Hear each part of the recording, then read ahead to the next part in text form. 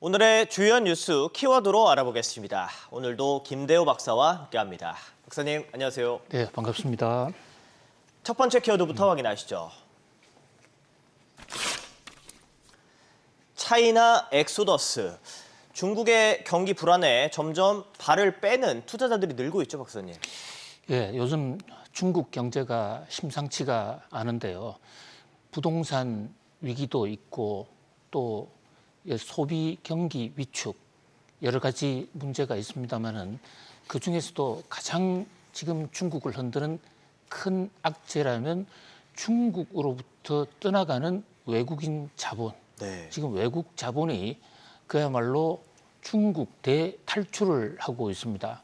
지난 1년간 누적치는 물론이고 최근 들어서 특히 외국 자본의 중국 이탈이 급격히 빨라지고 있는데요.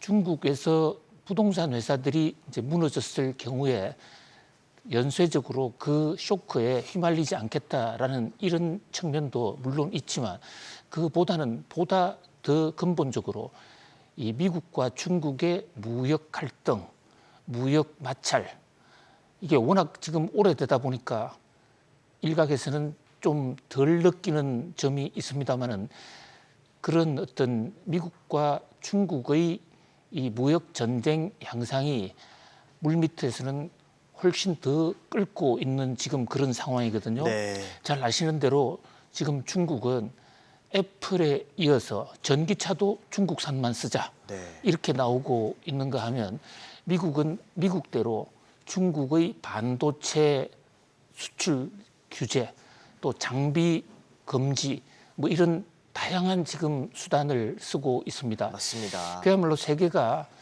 G2라는 나라, 세계에서 가장 경제력이 큰 미국과 중국이 전면전을 벌이면서 중국으로부터 외국 자본이 떠나가는 이런 양상이 지금 연출이 되고 있는데요. 중국은 기본적으로 네.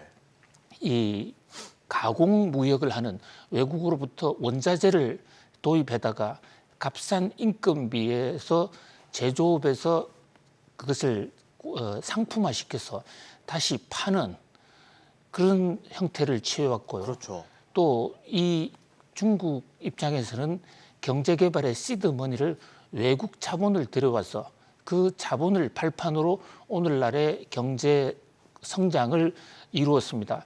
그런데 이 돈이 이렇게 이제 빠져나가게 되면 중국으로서는 뭐 상당한 성장 동력을 잃게 되는 그런 양상인데요. 네. 이 대목에서 가장 중요한 것은 자 미국과 중국의 과연 무역 전쟁이 계속될 것인가? 네. 또 지속된다면 어느 정도로까지 확대되고 그 끝은 무엇일까? 이런 점이 가장 큰 변수라고 볼 수가 있는데요. 자, 이 현재 뭐 역사학자들은 이 투키디데스 이론을 얘기하기도 합니다. 뭔가요? 예, 역사학의 아버지 투키디데스 그리스 사람이죠. 최초로 이 펠로폰네소스 전쟁사를 써서 동양에 사마천의 역사가라는 사마천이 있다고 그러면 서양에는 투키디데스가 있다고 할 정도로 역사학의 원조, 뭐 역사학의 아버지라고 볼 수가 있는데요. 당시에 그리스에서 네. 아테네와 스파르타가 싸운 그 원인을 이 글로벌 세상에서는 두 개의 강자가 동시에 존재할 수 없다. 아. 그래서 우리 동물의 세계도 보면 네.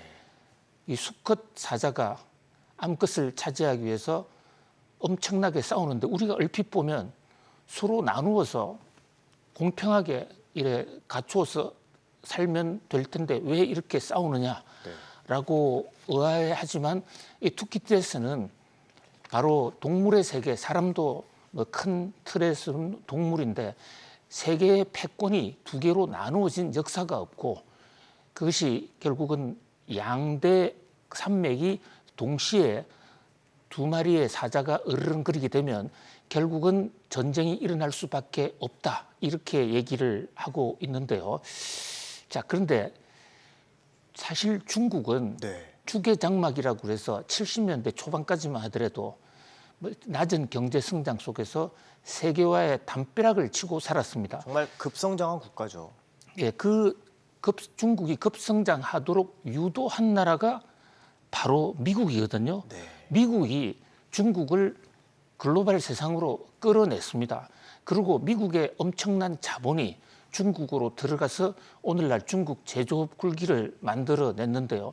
자, 그렇다면 미국은 한때는 엄청난 자본을 중국에 투자해서 중국을 키웠는데 이제 와서는 왜 또 돈을 빼느냐, 이런 어떤 의문이 제기될 수가 있지 않습니까? 네.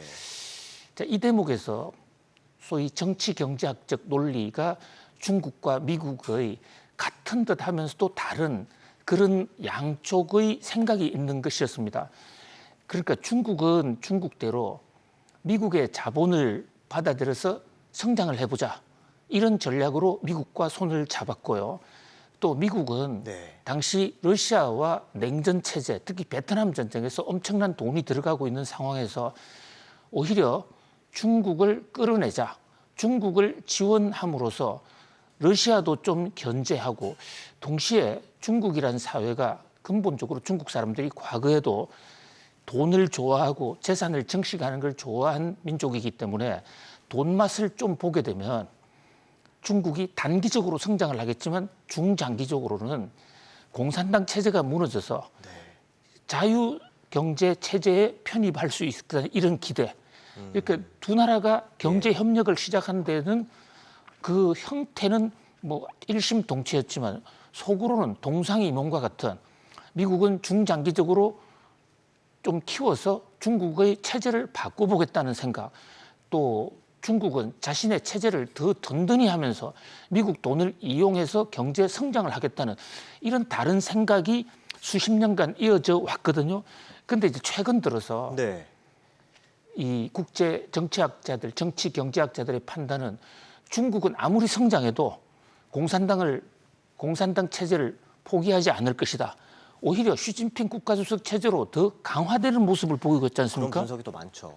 그러니까 미국의 전략이 결국 틀렸다. 네. 그러니까 미국의 키신저 전략이 틀렸다는 그런 얘기가 지금 미국 조야에 많이 나오고 있고요. 특히 미국의 유권자들이, 대통령을 직접 뽑는 미국의 유권자들이 중국 때문에 우리 일자리 다 뺏겼다라는 이런 어떤 위기의식, 그게 대선에서 표로 지금 발휘를 하고 있거든요. 네. 그렇다 보니까 트럼프 대통령이 반중 정서에 힘입어서 대통령에 당선됐는데 바이든 대통령은 그보다 한술 더 뜨고 있지 않습니까? 자, 그런 면에서 미국과 중국의 이 무역 전쟁은 이제 시작이고 본격적으로 더 커질 것이다. 자, 이게 우리가 패러다임이라는 말이 있습니다. 하나의 그 시대를 관통하는 사상이나 정서, 또 사고의 틀, 이런 것을 얘기하는데 네.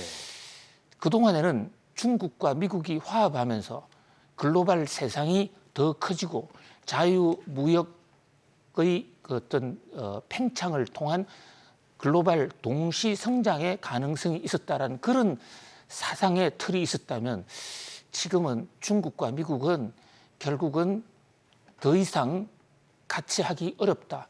겉으로 미국은 디카플링이라는 말을 숨기고 네. 디리스킹, 그냥 위기를 줄인다라고 하지만 미국 사람들의 기본 논조는 중국과 미국은 함께 갈 수 없다 맞습니다. 하는 식으로 생각이 점점 더 굳어져 가고 커지고 있는 있죠. 것으로 보입니다. 예. 그런 현상의 하나로서 지금 중국에서 해외 자본, 특히 미국 자본이 지금 상당히 빠른 속도로 이탈을 하고 있거든요. 그런데 그러다 보니까 중국 위안화도 급격히 떨어지고 그것이 우리나라 환율에도 영향을 주고 있는데, 이 패러다임의 변화, 우리 좀 유념해서 지켜볼 필요 있을 것 같습니다. 네, 이어서 다음 키워드로 넘어가겠습니다. 국제유가.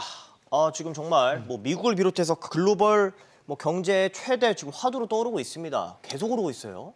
예, 국제유가가 지금 막 끝난 방금 같은 경우에만. 네. 뉴욕 상업거래소에서는 주가 상승세가 좀 멎었어요. 네. 참 다행스러운 일입니다.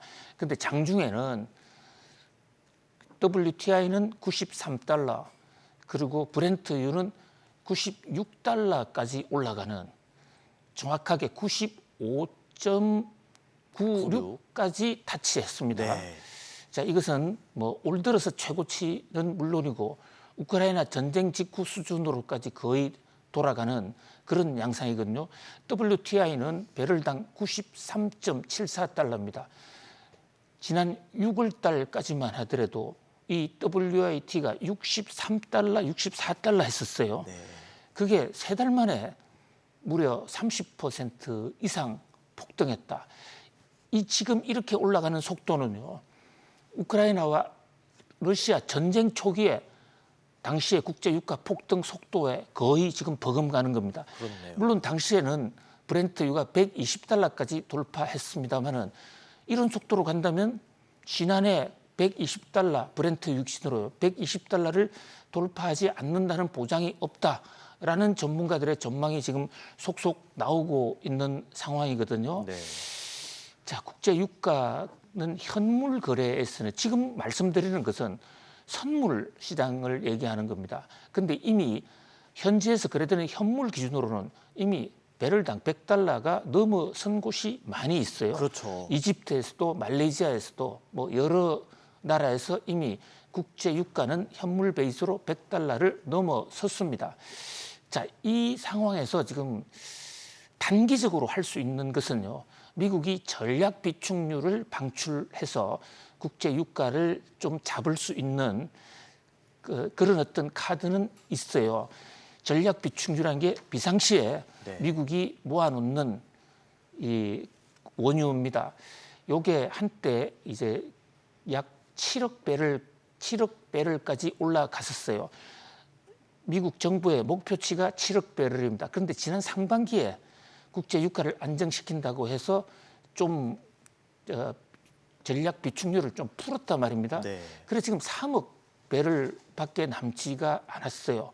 물론 3억 배럴도 남아 있는 거니까 이것을 좀 풀 수도 있는 것인데, 이제 미국 입장에서는 내년에 대선이 있는데 지금 서둘러 풀었다가 지금 국제 유가를 조금 안정시킬 수 있겠지만 내년에 가서 국제 유가가 올라가면 그때는 정말 어떤 대책이 없어지는 거 아니냐. 고민이 깊겠네요. 예, 이런 각도에서 예. 지금 그 전략 비축유 방출을 망설이고 있는 것입니다. 더군다나 이 대선에서의 민심이라는 게 투표 직전에 지지율이 올라가야 그것이 바로 대선 결과로 연결될 수 있기 때문에 오히려 일각에서 전략가들은 지금은 국제유가 좀 올리는 게 낫다.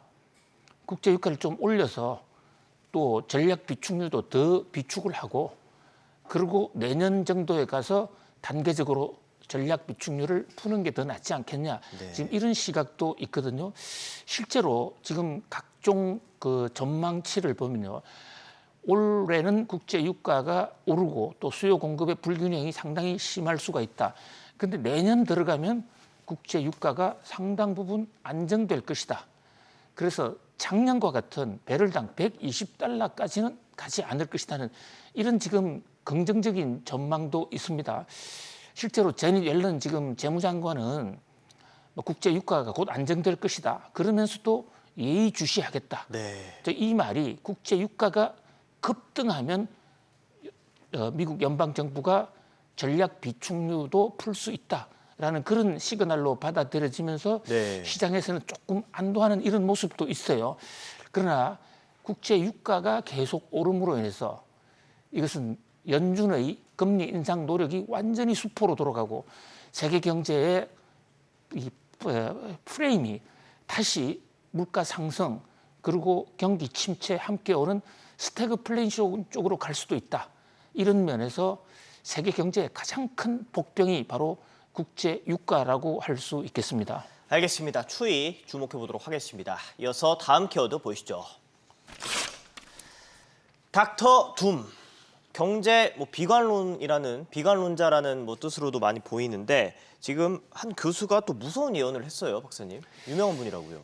예, 루비니 교수, 이 뉴욕 대학에 근무하시는 경제학자인데요. 이분이 일약 스타에 오른 것은 네. 10여 년 전 2007년에 이른바 이제 그 서브프라임 또 2008년에 리만 브라더스 사태로서 당시에 세계 경제가 상당히 어렵지 않습니까? 네. 그 경제의 후폭풍이 거의 10여 년 이상 계속이 됐는데요. 자, 지금 시계를 거꾸로 돌려보면 2006년도 미국의 금리를 크게 올렸을 때 그때 금리가 미국의 기준금리가 5.25% 최고로 5.25까지 올라갔습니다. 그때 미국에서 나오는 각종 언론 보도나 경제학자들의 연구 그 보고서 또 전망치 이런 걸 보면요. 네. 금리를 올렸지만 성장은 여전히 좋고 물가는 조금 잡혀간다. 그래서 이제 드디어 골디락스가 왔다.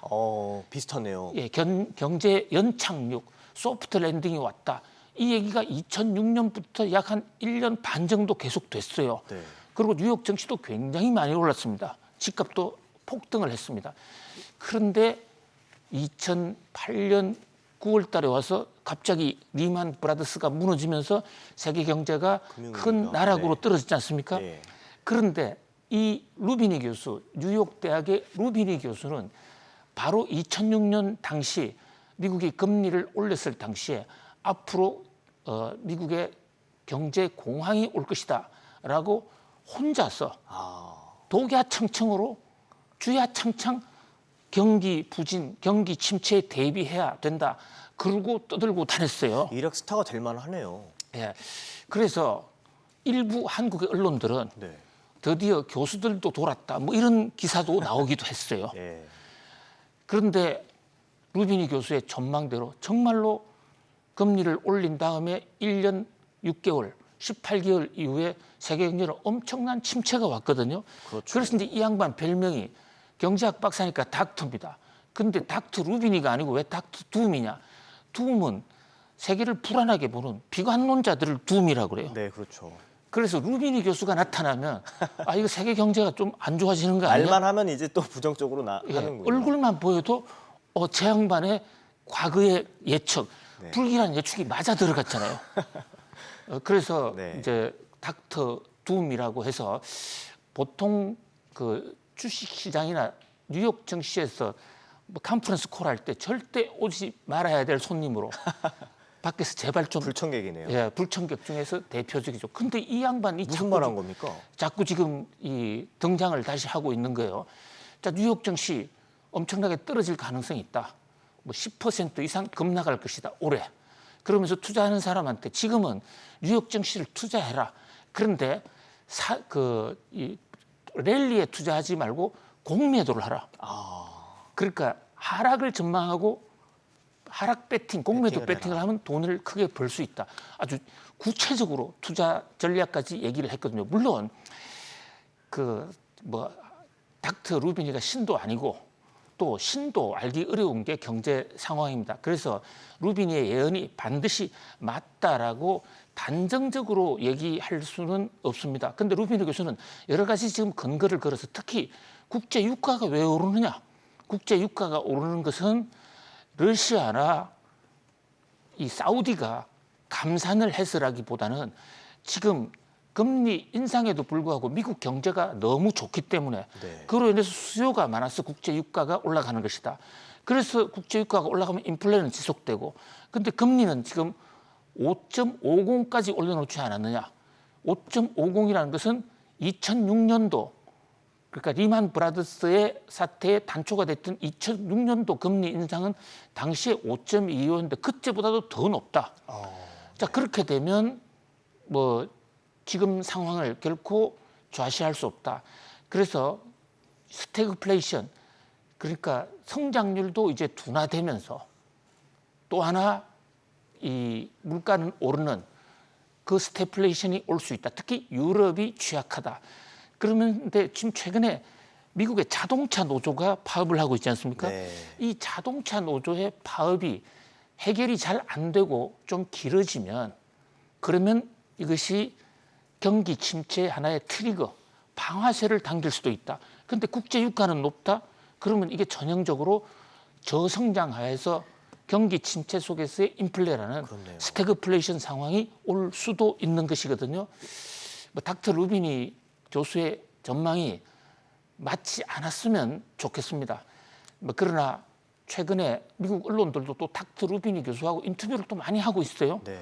그런 만큼 닥터 루비니 교수의 예언이 현실화되지 않기 위해서라도 닥터 둠 루비니 교수의 그 부정적인 전망, 그것이 무엇인지 우리 좀 잘 미리 새겨서 선제적으로 대응할 필요가 있지 않을까, 이런 생각을 해봅니다.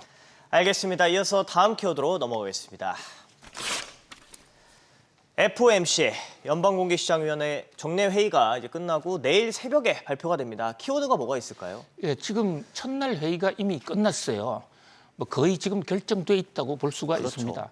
첫날 회의는 하루 종일 하고, 둘째 날 회의는 오전 시간 잠깐만 최종적으로 이제 정책 성명서 문구 조율하고, 또 이제 점도표 공개, 경제 전망 공개를 위한 최종 어떤 작업을 하는 정도거든요. 그러니까 이미 뭐 주사위는 던져졌다라고 볼 수가 있어요. 네. 현재 시장에서는 금리는 동결할 것이다라고 보는 의견이 굉장히 높지 않습니까? 네. 지금까지도 CME 시장의 패드워치 상으로는 금리 동결 쪽에 상당히 무게 중심이 씌워지고 있습니다. 자, 그렇다면 금리 동결보다도 더 중요한 것은 결국은 점도표와 제롬 파월 연준 의장의 입이 될 텐데요. 네. 연준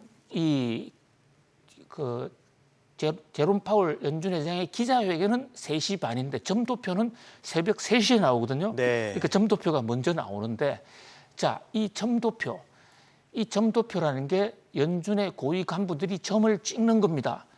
점을 찍어서 앞으로 금리가 어떻게 될 것인가. 그래서 올해 말 금리, 내년 금리 이렇게 되어 있는데, 여기서 두 가지 포인트가 있어요.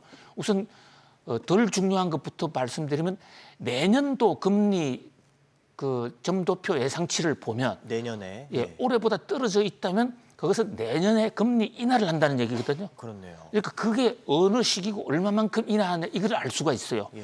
그게 관전 포인트 첫 번째고요. 자, 두 번째는 더 관심을 끄는 것은 역시 올해 이제 금리 인상 끝났느냐, 아니면 추가 금리 인상하느냐, 이 대목 아니겠습니까? 네. 자, 올해 추가 금리 인상을 하느냐 안 하느냐 여부가 점도표에 나타나는데요.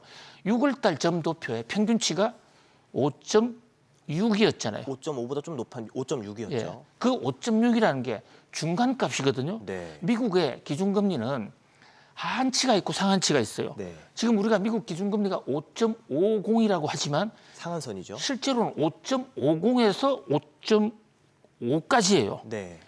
그런데 그 중간치가 5.6이라는 얘기는 지금 여기서 한 번 5.6이라는 얘기만으로도 한 번 정도는 금리를 더 올릴 수 있다, 이런 얘기가 되는데, 이 점도표가 좀 더 올라갈 가능성이 상당히 높아요. 왜냐하면 지금 국제 유가 오르죠. CPI, PCE 물가지수 그동안에 7월, 8월 다 올랐단 말이죠. 그러니까 점도표가 올라갈 가능성은 굉장히 높아요. 그러면 점도표가 6월 달에 중간값 기준으로 5.6에서 이게 어디까지 올라가느냐. 이게 만약에 5.6에서 뭐 5.7, 8 이렇게 올라간다면, 그럼 한 번 더 올린다는 거 아닙니까? 그럼 금리를 한 번 더니까 2번 올린다는 얘기가 되는 것이죠. 5.6일 때 한 번 올린다는 게 있지 않습니까? 네. 그런데 5.7, 8 되면 2번 이상 올릴 수 있다. 그렇네요. 이것은 시장 예상을 굉장히 어긋나는 것이기 때문에 뉴욕 증시에 텐트럼 현상이 올 수가 있는 것이거든요. 그런 면에서 이 내일 새벽에 발표될 금리 연준 FOMC 결과는 첫 번째 예상대로 금리 동결을 하느냐, 그다음에 두 번째 점도표, 세 번째 금리 그 경제 전망, 그다음에 네 번째가 파월의 입, 이렇게 요약할 수 있을 것 같습니다. 알겠습니다. 내일 이 시간에 FOMC 내용 자세히 다뤄보도록 하겠습니다. 이어서 오늘의 마지막 키워드 보겠습니다. 엔화 환율. 지금 엔화 하락세가 계속되고 있으면 어떻게 보십니까, 박사님? 예, 저는 FOMC의 제롬 파월 연준 의장의 내일 발표보다도 네. 더 주목을 끄는 인물이 있다고 생각을 합니다. 우에다 총재. 예, 일본은행의 우에다 총재인데요. 일본은행은 연준이 FOMC를 하자마자 일본 은행의 통화정책회의를 해요. 연이어서 합니다. 그러니까 미국이 어떻게 하는지를 보고 일본도 금융정책의 중대 결정을 하게 되는데요. 자, 일본의 지금 상황. 일본 엔화가 지금 최근에 떨어져도 너무 떨어지고 있습니다. 그렇습니다. 우리 많은 일학개미들 이제 일본은 금리 인상할 거야 하면서 일본 엔화 하락에 베팅한 사람들 많지 않습니까? 네. 언젠가는 올라갈 테니까 이제는 올라갈 일밖에 안 남았다 엔화 가치가. 그래서 엔화를 많이 샀어요. 그리고 일본 여행도 많이 가고 있습니다 지금. 네. 그런데 지금 상황 오히려 거꾸로 돼서 일본 엔화가 가치 상승을 하기는 큰 일본 엔화가 가치가 더 지금 하락을 해서 네. 그러니까 달러당 약 130원대 후반이나 140원, 140엔대 초반에 샀던 사람들은 지금 엄청난 투자 손실을 보고 있어요. 맞습니다. 많이 떨어졌어요. 그러니까 완전히 지금 역방향으로 가고 있는 거죠. 이와 관련해서 골드만삭스가 또 보고서를 냈어요. 골드만삭스는 일본은행 출구 없다. 당분간 엔화 강세 없다. 엔화 더 떨어질 것이다. 그리고 심지어 앞으로 골드만삭스는 3년간 엔화 환율이 145엔대를 유지할 것이다. 그렇다면 130엔대에 샀던 우리 일학개미들은 네. 앞으로 3년 동안 아주 속을 끓고 살아야 된다 이런 얘기가 돼 있거든요. 네. 자, 이것은 왜 이런 전망이 나오냐면요. 일본이 지금 마이너스 금리를 하고 있고 YCC 정책으로 해서 계속해서 돈을 지금 풀고 있는데 이제 그 푸는 것이 어느 정도 도를 지나쳤다. 그리고 일본도 물가가 오를 테니까 결국은 비정상의 정상화를 하지 않겠느냐. 일본은행도 이제 마이너스 금리를 포기하지 않겠느냐. 그리고 YCC 정책에서도 현재 지금 그 일본 정부의 시장 개입 한도가 2단계로 돼 있죠. 0.5, 1.0인데 이것도 포기할 가능성이 있다. 이런데 골드만삭스는 일본 경제 그렇게 좋아지지 않았다. 이제 물가가 올란 것 같지만 전년 동기 대비만 살짝 올란 것이고 기조적으로 일본 물가 아직도 완전히 2%로 올라선 것은 아니다. 그런 각도에서 일본은 금융 완화를 좀 더 해야 된다. 이렇게 지금 얘기하고 있거든요. 예. 자, 그런데 이제 일본 내부에서는 또 이제 우리도 마이너스 금리를 좀 조정할 필요가 있다. 왜냐하면 이 금리를 계속 낮추는 이런 통화 완화 정책은 일본의 수출을 늘리는데 일본 사람들의 생계에는 상당히 타격을 주는 실질 소득을 떨어뜨리는 굉장히 좀 충격이 좀 되고 있어요. 특히 지금 노인층들요. 네. 일본의 실버층들이 일본 자민당의 지지 세력들인데 이 사람들이 지금 대부분 은행에 예금해놓고 그것이 소득의 거의 전부입니다. 그런데 예금 금리가 마이너스니 그 실버 세대들 입장에서는 일본 자민당을 지금 저주하고 있죠. 일본 자민당의 지지율이 지금 굉장히 떨어져 있거든요. 이제 이런 측면에서 금리를 올려야 된다라는 이런 어떤 엇갈린 시각이 있는 것입니다. 그런 면에서 이 우에다 총재가 내일부터 시작되는 금융 정책이 일본도 이틀 연속을 하거든요. 거기서 어떤 결정을 할지 굉장히 주목되는데 관전 포인트는 두 가지입니다. 첫 번째는 마이너스 금리가 현재 일본은 기준금리가 마이너스 0.1이거든요. 참 신기합니다. 다른 전 세계가 금리를 올려서 난리인데 유일하죠. 아직까지도 지금 마이너스 금리를 유지하고 있다. 그만큼 일본의 잃어버린 40년 디플레가 깊었다는 얘기일 수도 반증이거든요. 자, 또 하나는 네. 이 YCC라고 해서 일드 커브 컨트롤, 이 채권 개입을 하는 거, 채권 금리가 올라가지 않도록 개입을 하는데 현재 기준선은요 0.5까지는 올라도 일본 정부가 무조건 개입하지 않는다. 그러나 0.5에서 1.0 사이에는 개입할 수도 있고 안 할 수도 있다 이거거든요. 말언을 했죠. 예. 예, 지금 그런 정책을 쓰고 있습니다. 예. 그런데 그것을 조금 더 상향할 수 있어요. 근데 뭐 최종적인 결정은 일본 은행의 어떤 통화 정책 회의 이후에 나오겠습니다만은 제롬 파월의 입에다가 이제 우에다의 입까지 특히 저 강산 앵커님은 제롬 파월은 굉장히 많이 챙겨줬는데 이제 우에다 총재를 좀 챙기려고. 예, 오에다 총재도 좀 고민이 깊어지지 않도록 좀 많이 챙겨주시기 바랍니다. 알겠습니다. 두 입에 저희가 한번 주목해 보도록 하겠습니다. 지금까지 오늘의 키워드 차이나 엑소더스, 국제유가 닥터 둠, FOMC 엔화 환율 짚어봤습니다. 오늘 고맙습니다, 박사님. 감사합니다.